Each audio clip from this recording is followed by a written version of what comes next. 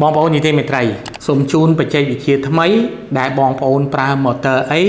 ក៏ប្រើជាមួយ solar បានដែរឥឡូវនេះខ្ញុំផ្ដល់ជូននៅបច្ចេកវិទ្យាថ្មីសម្រាប់បងប្អូនដែលចាប់អារម្មណ៍ចង់តម្លើង solar បូមទឹកខ្លួនឯងឬក៏ចង់បំពាក់ solar នៅពេលខាងមុខនេះបាទសូមស្ដាប់វីដេអូនេះចប់បងប្អូនដែលពេញចិត្តនឹងវីដេអូដែលខ្ញុំធ្វើនេះសម្រាប់ជូនជាចំណេះដឹងដល់បងប្អូនអ្នកដែលពេញចិត្តសូម comment A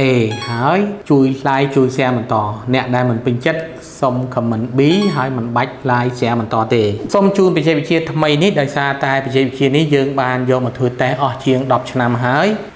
ឥឡូវនេះយើងសម្រេចយកមកប្រើចាប់ដៃគូជាមួយនឹងក្រុមហ៊ុន Solartech បច្ចេកវិទ្យា Solartech នេះយើងអាចបញ្ជាបិទបើកតាមទូរស័ព្ទដៃបានហើយយើងអាចប្រើជាមួយ motor អីក៏បានដែរបងប្អូនមាន motor 2 សេស 3 សេសស្រាប់ហើយបងប្អូនអត់ចង់ចំណាយលុយទិញ motor solar ទេបងប្អូនទិញតែអាដុំនេះមួយ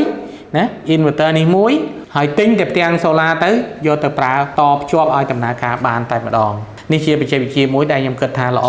ហើយយើងនឹងបង្រៀនកូនសិស្សយើងនៅវគ្គក្រោយអញ្ចឹងវគ្គក្រោយនេះយើងនឹងចាប់ផ្ដើមនៅចុងខែតុលានេះសិស្សានុសិស្សដែលរៀនវគ្គក្រោយនឹងចូលដល់បច្ចេកវិទ្យានេះបន្ថែមទៀតដើម្បីឲ្យគាត់អាចចេះថាយក motor ណាក៏ដោយ motor ទៅទីផ្សារគេលក់នៅណាក៏ដោយនៅអូរស័យនៅបាត់ដំបងនៅណាយើងអាចយកមកប្រើជាមួយ inverter នេះបានទាំងអស់បាទ inverter នេះយើងប្រើបច្ចេកវិទ្យា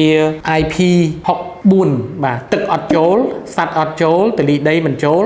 ដោយសារវាប្រើដៃកម្ដៅនេះនៅខាងក្រោយបាទវាត្រជាក់បាញ់ឡើងលើដង្ហែលវានៅខាងក្រោយហើយឧបករណ៍នេះធានាជូន3ឆ្នាំនិងមានអធានាជូន5ឆ្នាំហើយអាចអូសកម្លាំង motor បូមទឹកត្រឹម1សេសឡើងដល់3សេសសម្រាប់ motor នឹងខ្សែ2ឬក៏យើងហៅថា motor 220V mono